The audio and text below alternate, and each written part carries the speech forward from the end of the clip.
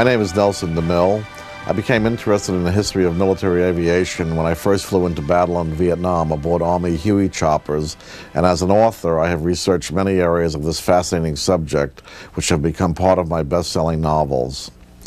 I am proud to present this extensive video, History of Air Combat, produced in commemoration of the 50th anniversary of the United States Air Force.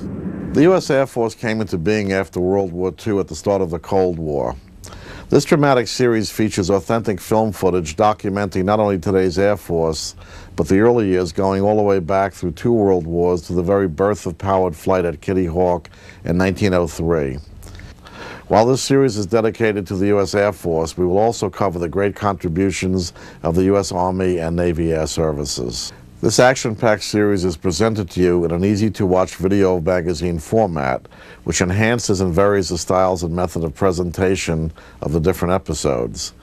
As you join me in this exciting series, you will note that while most of our scenes are sharp and clear, there may be a few that would not ordinarily meet our standards. However, keep in mind that some of these historic films reach back to the Wright brothers and the First World War from 1914 to 1918.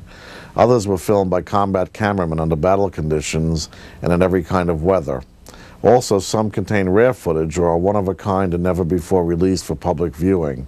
Some are scenes from gun cameras synchronized with a fighter plane's machine guns, shot in the midst of a raging dogfight, and some are captured enemy films.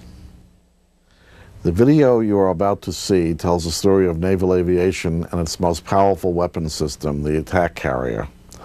Naval aviation became an effective fighting force when it teamed up with the seagoing aircraft carrier.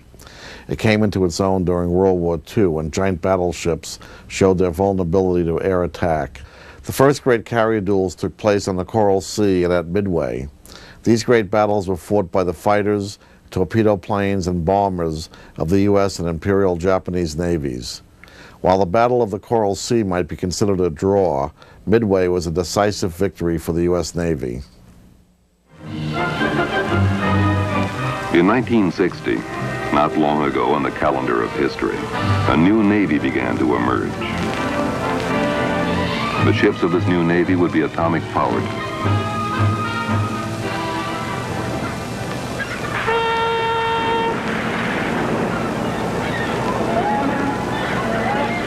Now this new Navy has come to life, the most flexible instrument of sea power ever known. The USS Enterprise, CVAM 65. She's really something to see.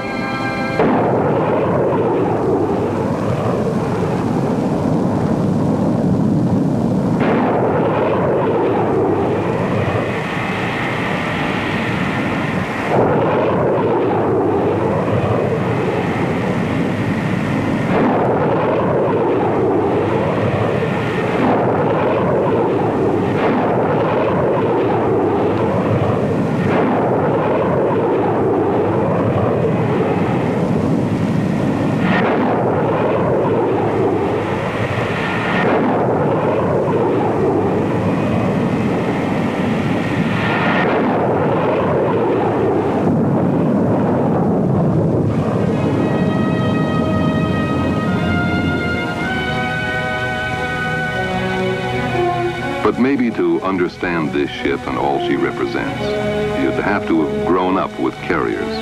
Started out years ago when the old Langley CV-1 was little more than a gleam in some dreamer's eyes.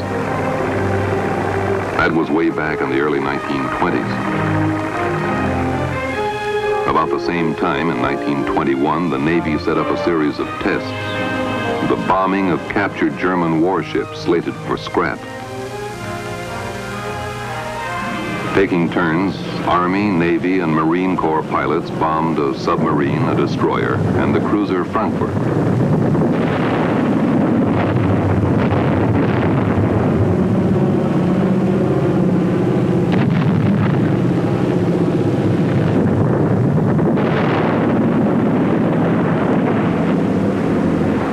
Anchored and defenseless, they were easily hit, and all 3 sank.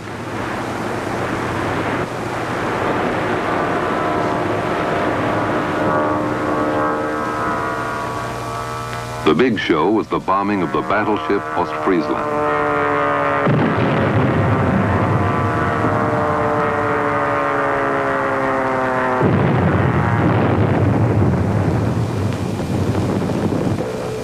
a second low-altitude attack with 7 2,000-pound bombs, but Friesland went down. And Army General Billy Mitchell, who led this attack, almost convinced America that surface ships were obsolete. We didn't agree. It wasn't a question of whether planes could sink an anchored and undefended vessel. They'd done that. But what struck us was the promise and the idea of using planes to defend these ships and extend sea power. Rear Admiral William Moffett believed wholeheartedly in the idea. Moffett took the Navy's case to President Coolidge. He named a number of prominent civilians, the Morrow Board, headed by Dwight Morrow, to determine basic aviation policy for all our military services. So, in this somewhat skeptical atmosphere, the USS Langley CV-1 emerged. She was an experiment at first, a flight deck built on an obsolete collier's hull, an airport sent out to sea.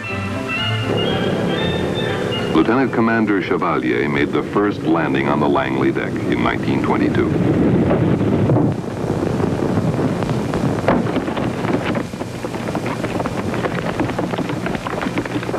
For the next few years, Navy pilots and the Langley crew worked hard to master the complex techniques for handling both the carrier and her planes.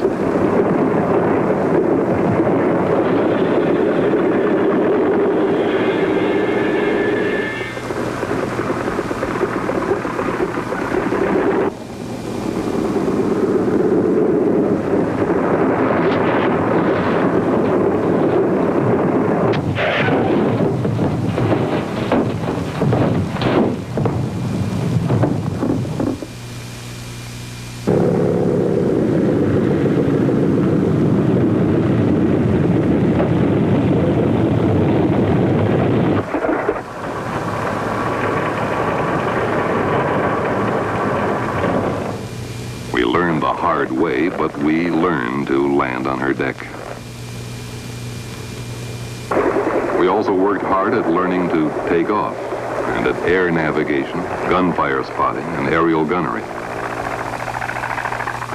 The early 1920s also saw the development of catapults, arresting gear, a faster elevator to clear the flight deck, safe fuel handling techniques, a landing light system, and all the other hardware needed to launch and land, to refuel and maintain aircraft at sea.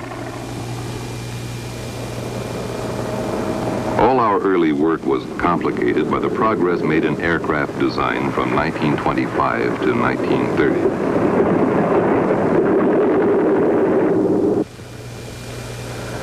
Engines were increasingly bigger and more powerful. Planes got heavier and yet flew higher, farther, faster almost every day.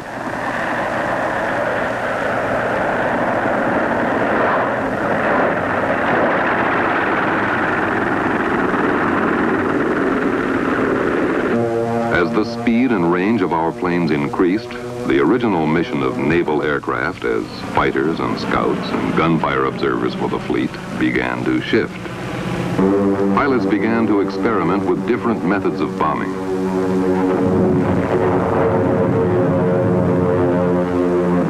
We dropped everything, even delicate submarine torpedoes, in a continuing search for new methods of attack and defense.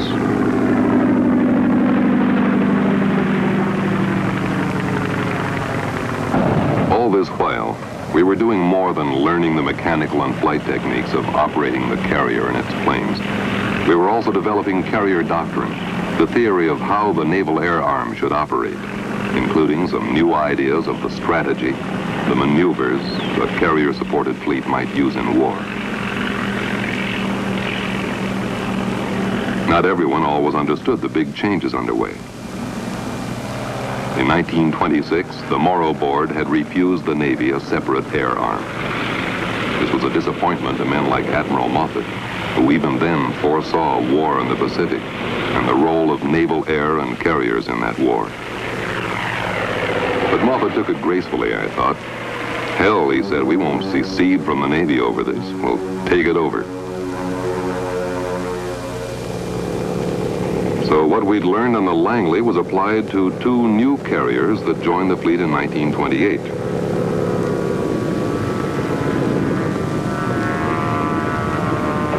The USS Lexington, CV-2, was the first of these.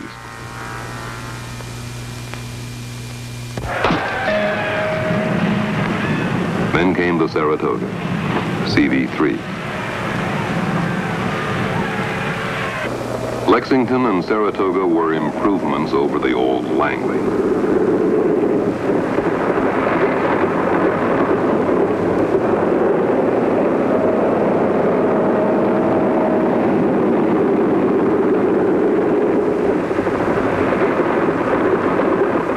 But as carriers, both were compromises.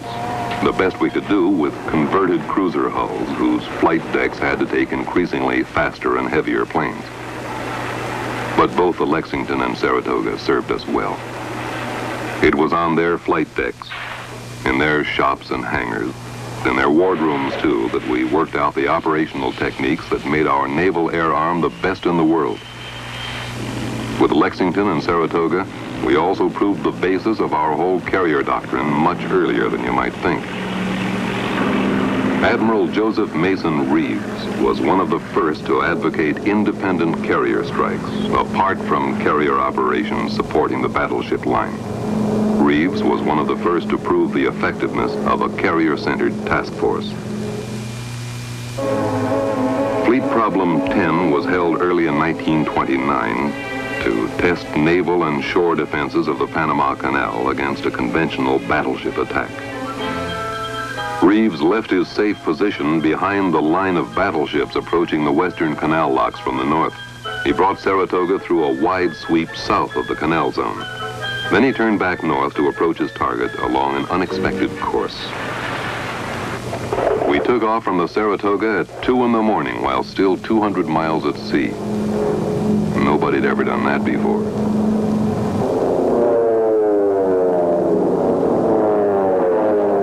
We hit the canal locks at dawn with a beautiful high-altitude crisscross dive-bombing attack.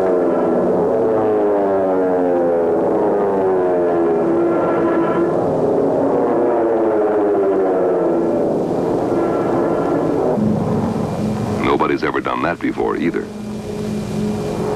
We took the defenders completely by surprise.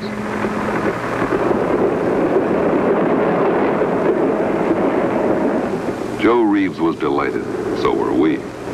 We knew this was really the first unveiling of carrier aviation. Others knew it too.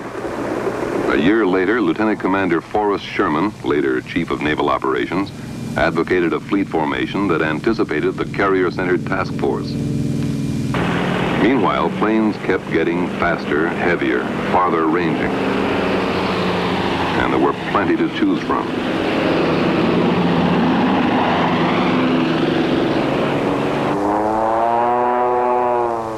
In the early 1930s, Navy test pilots found themselves flying one new model after another. Some were dogs, but others, like the F-4B, became workhorses for the fleet.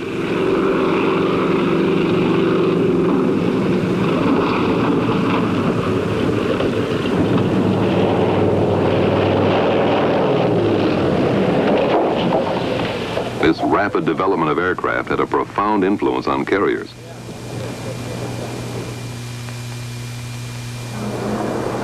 The USS Ranger, CV-4, was the first carrier built from the keel up as a carrier. But by the time she was commissioned, she was too small and her flight deck too short.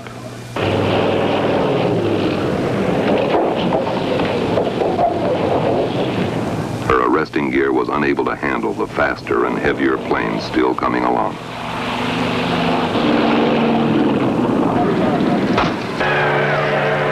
Not until Yorktown CV-5 was commissioned in 1937 did we get a third assault carrier to join Saratoga and Lexington. By this time, flight techniques and aircraft design had progressed enough to justify steady building. Enterprise, CV-6, and Wasp and Hornet, CV-7 and 8, were all commissioned before 1941. As these new carriers joined the fleet, we continued to sharpen the techniques and tactics involved in their use. During fleet maneuvers in 1938, Vice Admiral Ernest J. King foreshadowed the Japanese attack of 1941 with a practice strike against Pearl Harbor. Ernie King was a cantankerous old curmudgeon, but a genius with carriers. He followed his Pearl Harbor attack with a successful strike against Mare Island Navy Yard. In 1939, King's Carrier Division 1, the Saratoga and Lexington, was joined by the new Yorktown and Enterprise, making up Carrier Division 2 under Rear Admiral William F. Halsey. Together, Ernie King and Bill Halsey gave us a preview of how World War II was going to be fought. And so on the eve of that long-foreseen war with Japan, the planes, the carriers, the doctrine, and the great carrier commanders who'd lead us to ultimate victory were there.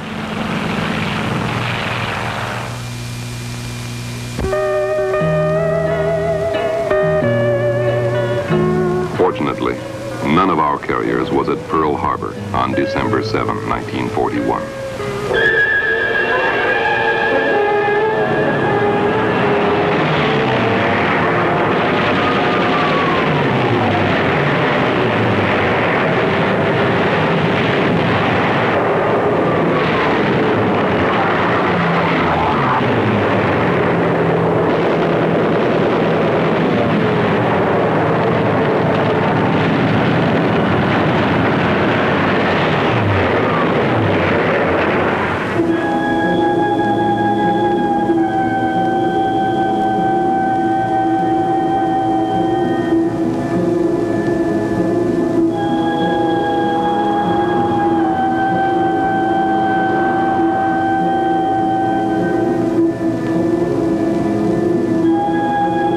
After that carrier-based Japanese attack, no one, as Admiral Nimitz pointed out, could doubt the effectiveness of naval aviation.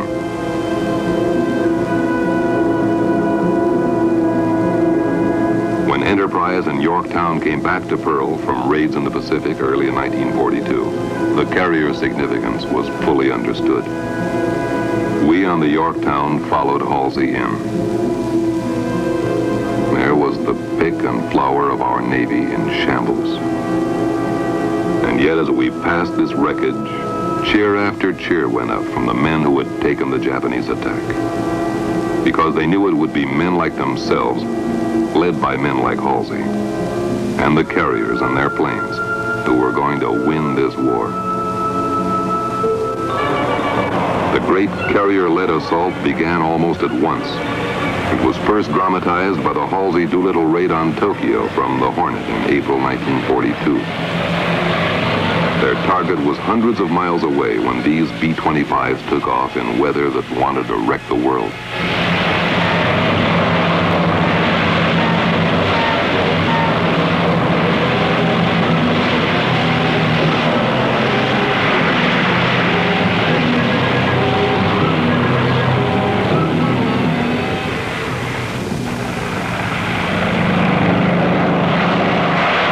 Then the carriers and their planes really got underway.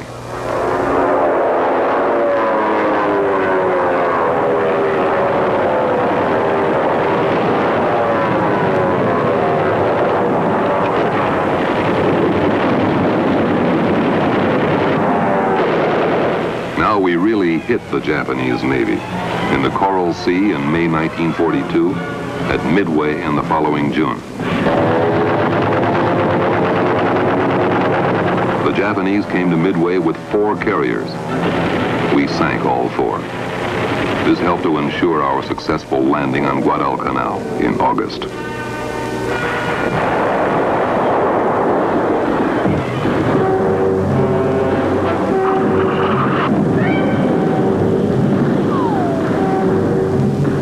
It was never easy. When the war began, the Japanese Zero fighter was the best naval airplane in the world. With 3 times the rate of climb we had, Japanese pilots could outrun us or catch us when we tried to run. They could turn inside of anything that flew. We had to get back on equal terms with the enemy. And we did. We developed tactics like the thatch weave, relying on teamwork between our pilots to trap and evade the enemy and to shoot him down.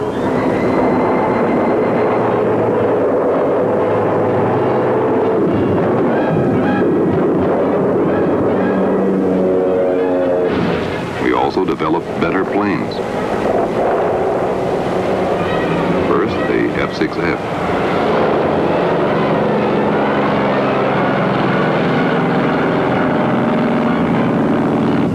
Later, there was the F-4U.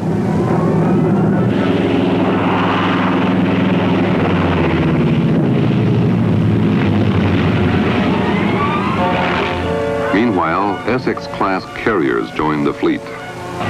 Now, under Ernie King as Chief of Naval Operations, with Nimitz, Halsey, Mitcher, and Spruance, we swept across the Pacific from victory to victory at sea and in amphibious invasions ashore.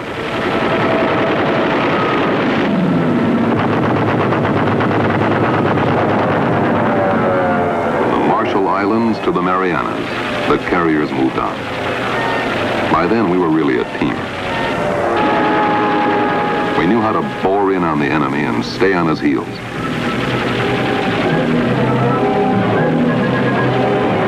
In this great drive across the Central Pacific, the carrier and her planes came into their own.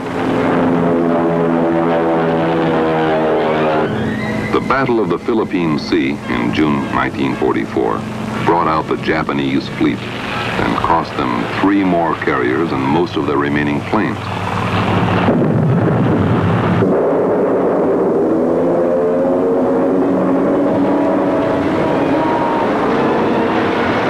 As Admiral Nimitz pointed out, a truly secret weapon of the war was our ability to replenish at sea. What we had learned even in World War I, refueling destroyers at sea, and all we had learned during fleet maneuvers between the wars, stood us in good stead. By the time we came to the Battle of Leyte Gulf in October 1944, the Japanese were desperate. Now they resorted to desperate measures. Suicide attacks by kamikaze pilots who turned their planes into human-guided missiles, hoping to sink our carriers.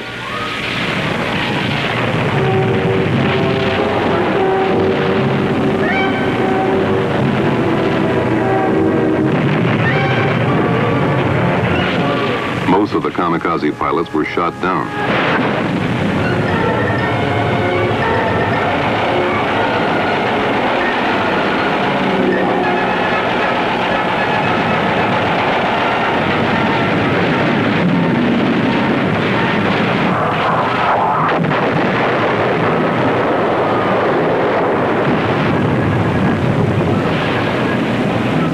But we took some hits.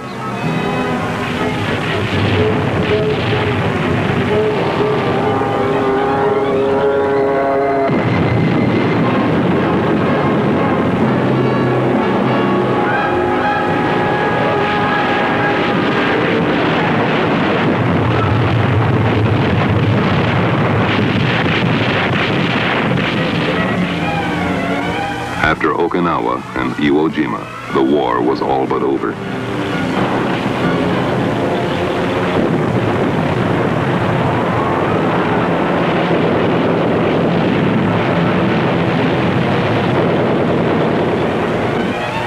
You can say this of carrier performance in World War II. Carrier strike forces, Japanese or American, always defeated land-based forces. The issue was in doubt only when there were carriers on both sides of the battle.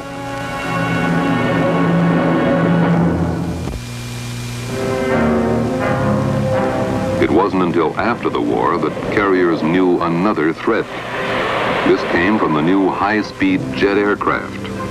Their speed and weight and the added load of the original heavy atom bomb first seemed to indicate that any jets meeting other operational requirements might be too heavy and too fast for carrier landings.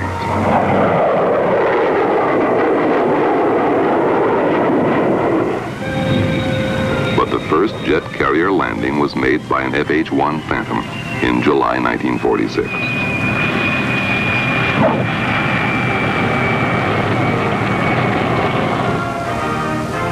The first jet squadron qualified on the Saipan in May 1948.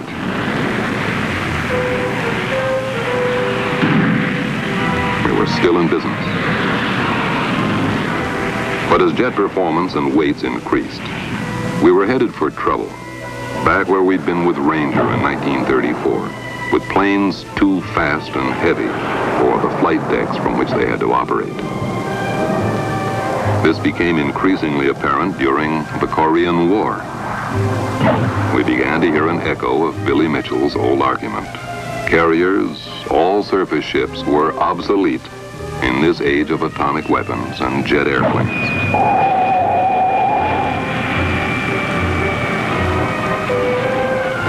Yet, even before the Korean War was over, we were well on the way to solving the problems we faced. Flight decks were strengthened to take the heavier weight of landing jets. In February 1952, we were taking a second look at the old catapult for launching these heavy planes. In June 1954, the first steam catapult went into operation on the Hancock, kicking off over 250 aircraft of many types. Meanwhile, in 1952, we began looking into the idea of an angled deck on which high-speed jets could land without danger. The first angled deck was installed on the Antietam. Steam catapults and angled decks were incorporated into Forrestal-class carriers that began to appear in the mid-1950s. From their 720-foot decks, we could now launch jets carrying atomic bombs and oncoming long-range fighters like the Mach 2 F-4H. By 1955, we were working out a better landing system for these faster planes. A mirrored landing system was installed on the Bennington.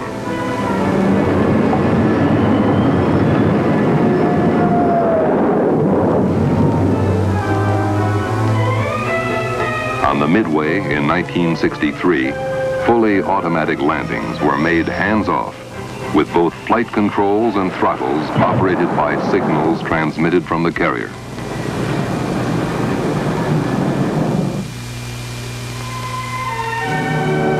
And so the carrier survived, evolving into an even more effective ship than those whose names are legendary: Langley, Saratoga, Lexington, Yorktown, the earlier Enterprise of World War II. This is the new Enterprise. She's something to see, all right. A complex instrument of war or peace, just barely dreamed of 50 years ago. A shining example of our new Navy and of sea power at its best.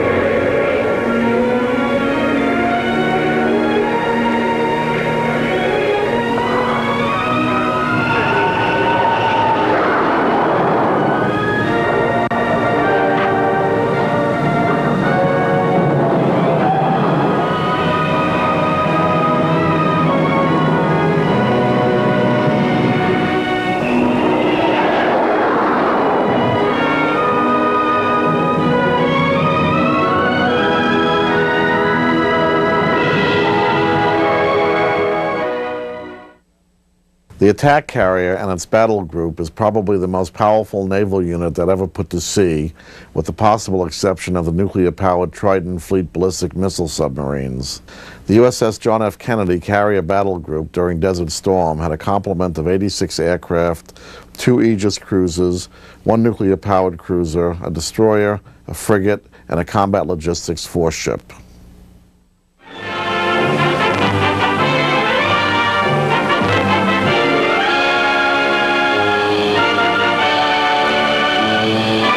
This is the weapon today. Naval aviation 5 decades after its birth. Supersonic aircraft that dominate the skies over the ocean areas of the world. The carrier moves swiftly to a point of rendezvous with its far-ranging aircraft. Tonight and tomorrow, the operation will be repeated as naval aviation guards America's sea frontiers. It is here on the flight deck, in the busy hangars and shops, in the ready room, and in the darkness of CIC, that 50 years of history have made their mark. A half-century of progress, experiment, and vision. A story that has not yet had its final chapter. Just 7 years after the Wrights' flight at Kitty Hawk, far-sighted Navy strategists assigned Captain Washington Irving Chambers the job of observing and reporting on aviation developments of particular concern to the Navy. In November 1910, Eugene Ely, civilian pilot, successfully flew his Curtiss-built plane off the deck of the cruiser Birmingham. In another demonstration a few months later, Ely used a crude arresting gear of cables and sandbags to land on the cruiser Pennsylvania. Doubters were convinced. An appropriation of $25,000 in 1911 procured for the Navy its first land plane and 2 seaplanes like this one, 3 planes and 1 aviator, Lieutenant T.G. Ellison, trained by Glenn Curtiss. The first aviation training camp was established at Annapolis in 1911. A very small group of officer students, including the first Marine aviator, Lieutenant A.A. Cunningham, began to study the problems of flight. Catapult experiments from barges and later from ships were begun in 1912. Seaplane operations had developed to the point where seaplane units could take part in the Mexican intervention of 1914. At Veracruz, a plane piloted by Lieutenant, later Admiral Bellinger, was fired upon. The first Navy plane damaged in combat. Nearly 3,000 planes were built by Curtiss, Martin, Boeing, and others. Thousands of pilots and observers were trained to utilize the Navy's new weapon. Haste was essential. German U-boats were threatening our supply lines and periling the Allied effort. The Naval Aviation Unit, commanded by Lieutenant Kenneth Whiting, was one of the first American groups to reach Europe. From coast bases in England, Italy, and France, flyers took off on U-boat patrols and raided German submarine pens on the North Sea. The Davis non-recoiling rifle was developed as an anti-submarine weapon. Naval aircraft designers had learned much from early wartime experiences. Their combined design talents produced the NC patrol planes, a joint effort of Curtiss and Navy. These were completed too late to see action, however, but a greater future was planned for them. Under Commander John Towers, 3 of the NCs left New York in May 1919 to attempt a transatlantic flight to Portugal via Newfoundland and the Azores.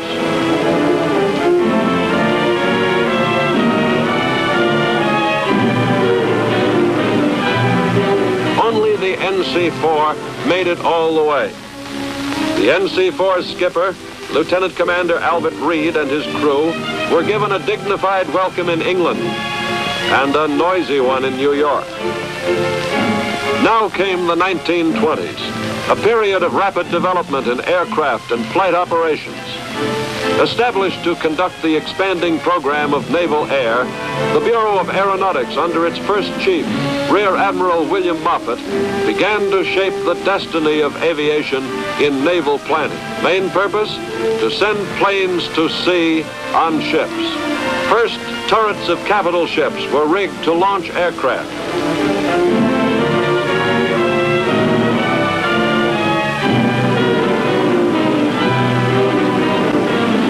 The equipment was not always dependable. To take the risk out of such launchings, catapults were strengthened so that cruisers and battleships could carry their own aerial scouts. Successful takeoffs sent minds leaping ahead to the next logical step. Ships that could carry many planes, floating airfields, to provide the concentration of force necessary for effective sea-air attack. The time for the aircraft carrier was near. But exhaustive tests with arresting gear had first to be conducted on land to find some way of stopping a fast plane from crashing into parked aircraft. By 1922, arresting gear was available that could do the job, and it was installed on the Navy's first carrier, a decked-over old collier christened the USS Langley.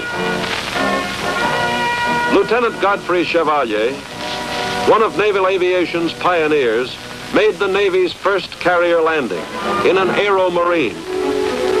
There was still much to learn about deck operations. But nothing discouraged the determined aviators. They kept trying. This was a new problem, demanding the utmost in skill and precision. These pioneers risked their lives to gain experience, to test new ideas, and perfect new techniques.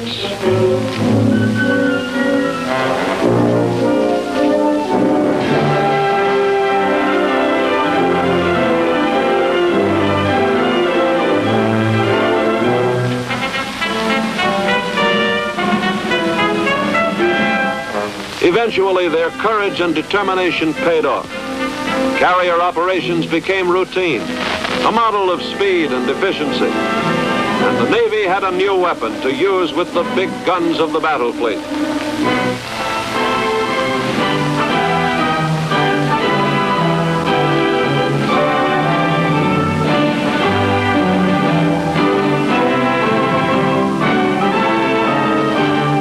Meanwhile, designers were working with the first wind tunnel models to create aircraft specially adapted to the Navy's needs.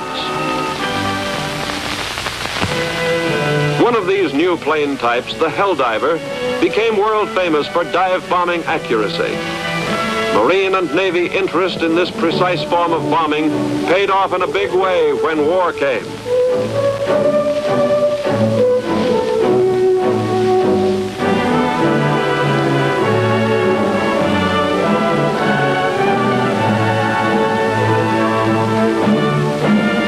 Precision bombing of land and sea objectives was an art, one that had been perfected by years of practice and teamwork.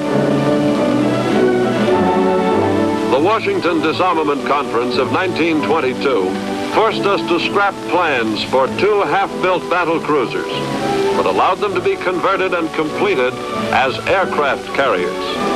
The Secretary of the Navy demonstrated how landings and takeoffs were to be made from their decks, much longer and wider than the Langleys. These 2 carriers were christened Saratoga and Lexington, beginning the tradition of naming aircraft carriers for great battles.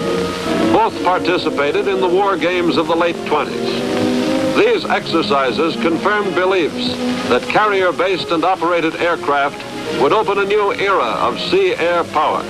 The Saratoga and the Lexington were joined by others in the 30s. The Ranger, Yorktown, Enterprise, Hornet, and Wasp, forerunners of a mighty armada soon to come.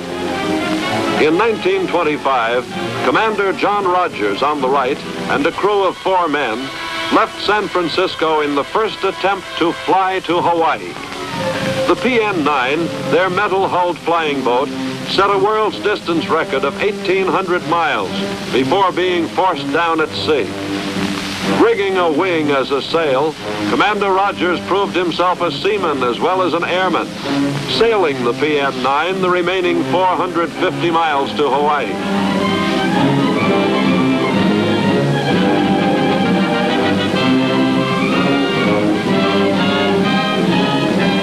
The constant effort to build long-range capabilities into naval patrol aircraft resulted in improved flying boat design. What the Navy learned about the great Catalina was passed on to civilian airlines, aiding the inauguration of scheduled trans-Pacific flights in 1936.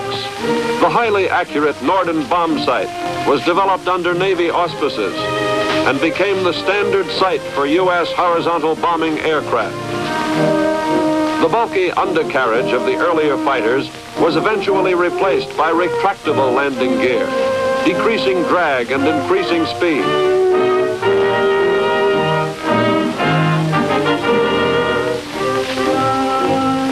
The old biplane gave way to the monoplane, and speeds jumped again. All the developments since the First World War, the long-range flying boat, the dive bomber and the torpedo plane, the concept of a mobile task force,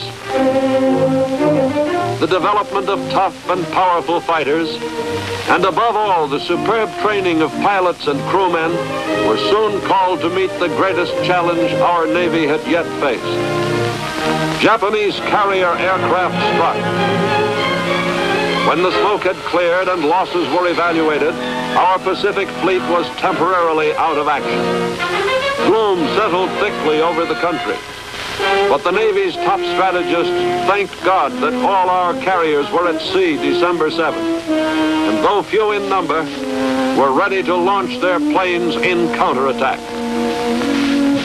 Now naval aviation would be given an opportunity to justify the years of its development, the training of thousands of men, the time and money and sweat expended on it.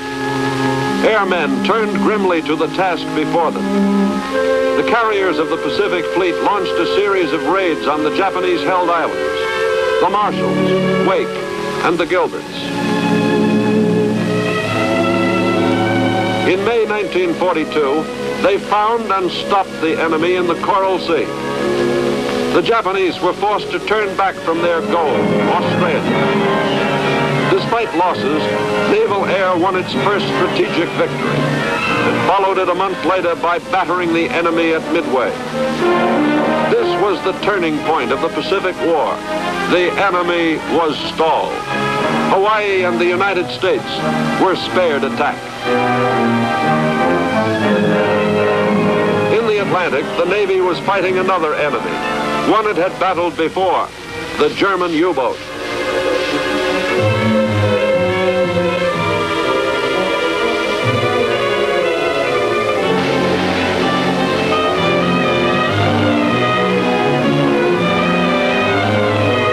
Hundreds of Allied merchant ships went to the bottom before the U.S. could organize its defenses.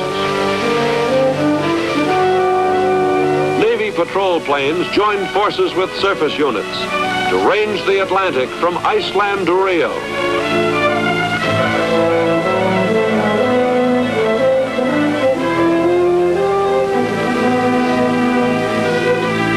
Back and forth across the Caribbean, too.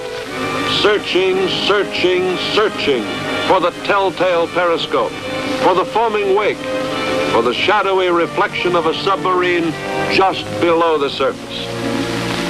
Blimps joined the hunt as convoy escorts. But all this was not enough.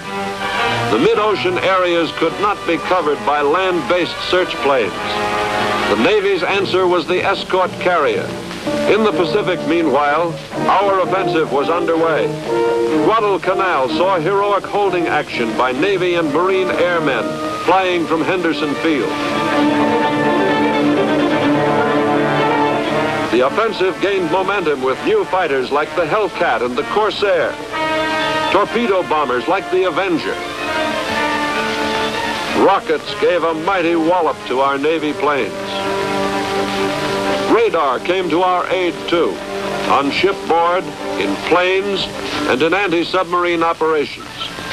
No longer could the enemy attack us in darkness or in fog. The all-seeing eye of radar would find him, plot his course, and guide our planes in for the kill. The pattern of the Pacific War emerged as one of island hopping across the reaches of the once tranquil ocean. Army and Marine invasion forces relied on naval air to soften up enemy defenses. Assault leaders spotted enemy emplacements, called for air support to wipe them out. Men in the combat information centers aboard ship plotted quickly, carefully. American lives hung in the balance, waiting for help from the floating airfields.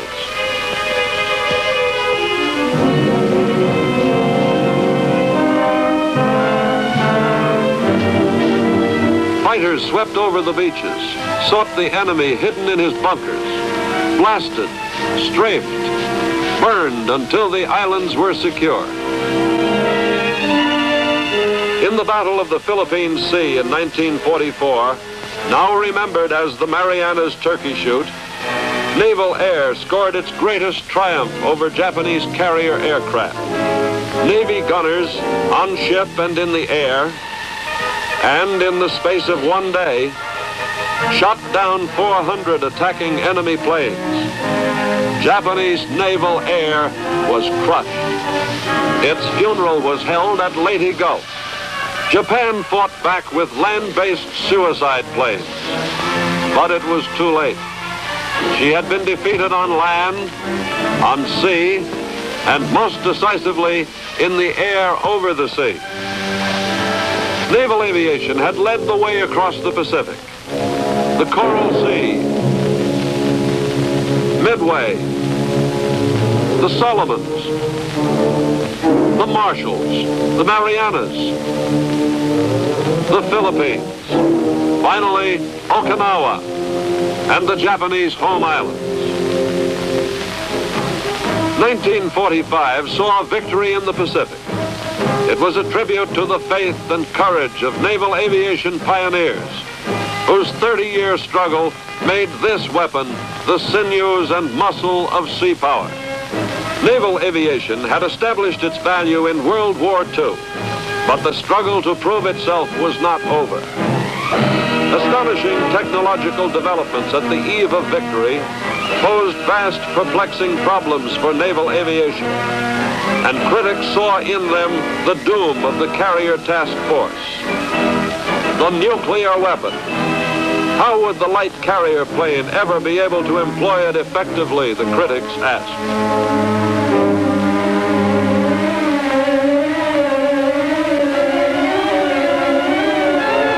How could the task force survive the devastation of atomic attack?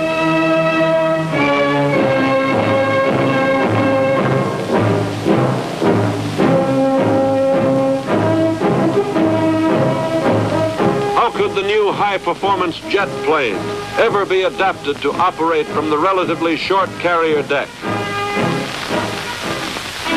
These were serious problems that threatened the future of the carrier as an important element in our military security. And the history of naval aviation since World War II is largely the story of the solution of these problems. The last half of the 1940s were busy, fruitful years for the Naval Air Arm, as it engaged in many far-flung activities. Its aircraft mapped 5,500 miles of the Antarctica coastline.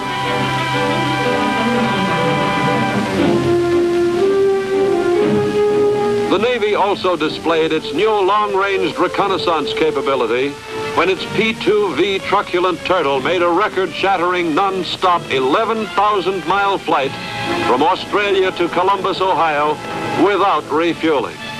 A record that still stands today. At sea, the first rocket experiments began. Over the California desert, the Navy's Skystreak plane pierced the upper atmosphere at supersonic speeds. At naval air stations, the first jet planes were being readied for employment on carriers. The F-H Phantom, followed by F-2H Banshees and F-9F Panthers, operating from Essex-class carriers, which now incorporated improved catapults to supplement the low initial power of the jets, and improved arresting gear to absorb the impact of 130-mile-per-hour landing speeds. The Korean action found naval aviation midway in its transition from World War II to a modern weapon system. Aided by reserves of men and planes, naval air was ready to strike back the moment the Korean War started. Navy and Marine airmen flew round-the-clock strikes to cripple the enemy's communications and transport. Close air support of the troops at the front became a specialty. The concept of carrier aviation, devised so long ago by the pioneers, once again proved a powerful force. Because of the carrier's mobility, naval air was able to attack anywhere on the Korean peninsula.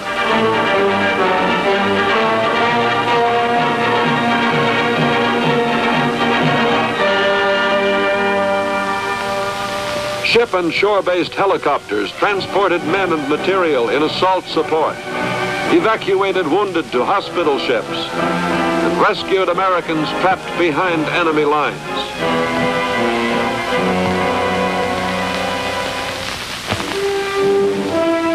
The pace of progress in technology quickened at the close of the Korean War.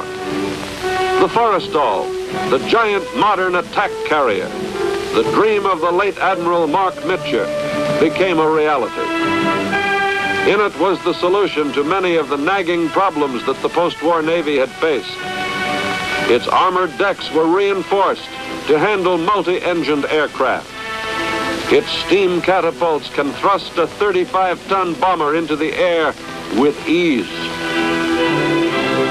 The angled deck solved the problem of swift, simultaneous launching and recovery of aircraft. The mirror landing system, coupled with precision carrier control approach techniques, ensured rapid, safe recoveries. The construction of Forrestal and its sister ships was paralleled in progress in anti-submarine warfare, with the application of naval aviation becoming increasingly important. The hunter-killer team concept integrates surface ships with carrier-based aircraft, seaplanes, and land-based patrol planes. All of these aircraft incorporate advanced electronic systems for detecting and locating submarines and use a variety of weapons for making the kill.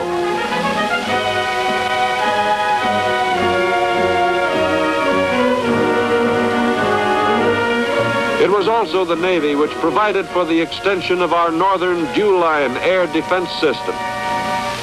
Navy Warning Star radar planes now patrol the ocean flanks of the continent, from Hawaii to the Aleutians, from Newfoundland to the Azores, maintaining constant electronic surveillance of these avenues of attack. The helicopter, not even a dream 50 years ago, has assumed an important role in naval aviation.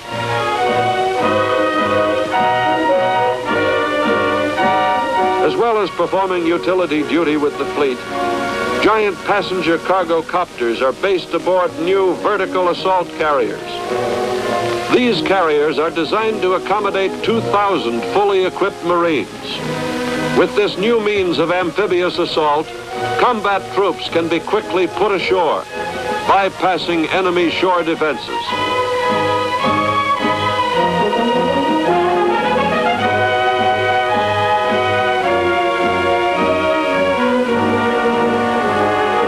So, 50 years after the Navy's first attempts at becoming airborne, naval aviation is a vital, indispensable force to maintain our security.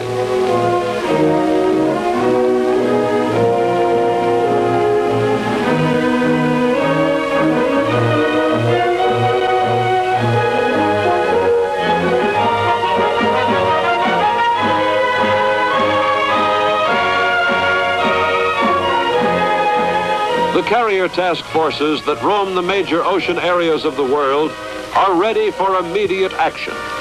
Their effectiveness in bringing power to bear in critical areas has been demonstrated in the past. Lebanon and Formosa, for example.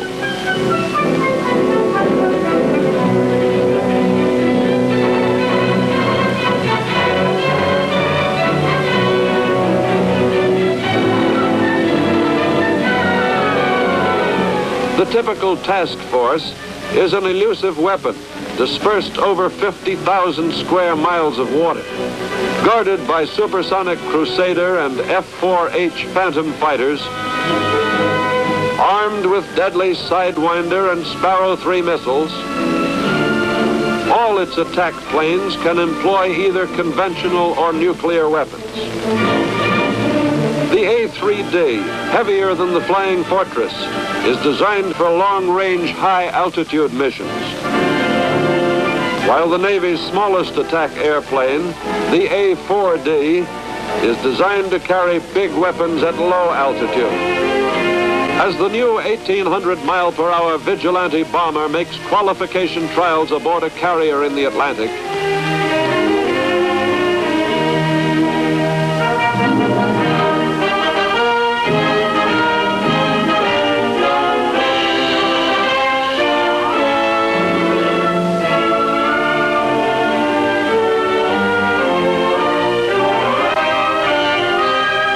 as the Enterprise, the largest ship in the world and the first nuclear-powered aircraft carrier, fits out for its first cruise, we have ample evidence that naval aviation is meeting the challenge of the future. We have come to the end of another chapter in our video history of air combat. I look forward to joining you again for our next exciting presentation in this series.